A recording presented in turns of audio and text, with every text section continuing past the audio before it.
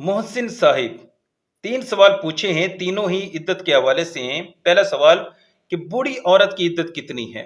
जी मोहतरम, बूढ़ी औरत की इद्दत भी उतनी ही है जितनी कि जवान औरत की इद्दत है। इसमें एज का कोई दखल नहीं है कि जनाब कोई 70-80 साल की खातून है तो उसकी इद्दत नहीं है या फिर आधी है, ऐसा कोई हुक्म नहीं है।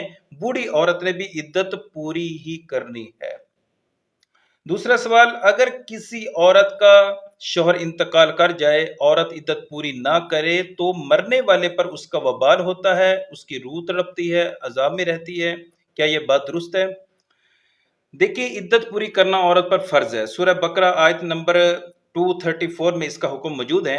अगर औरत इद्दत पूरी नहीं करती, उसका वबाल उसके शौहर नहीं है, वो औरत खुद जो है वो गुनहगार है, गुनाह कबीरा की मुर्तकिब है, क्योंकि उस औरत पर इद्दत पूरी करना फर्ज है, लेकिन इसका वबाल जो है वो उसके शौहर पर नहीं होगा, वो खुद गुनाहगार होगी। इद्दत शौहर के घर में या माँ बाप के घर में पूरी करना जरूरी है।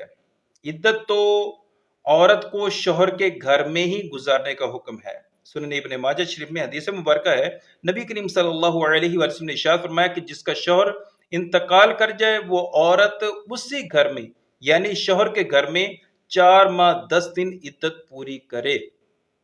हाँ, अगर कोई शरई मजबूरी हो तो माँ बाप के घर जा सकती है, अदरवाइज उसको जो है वो इद्दत शौहर के घर में ही पूरी करनी चाहिए।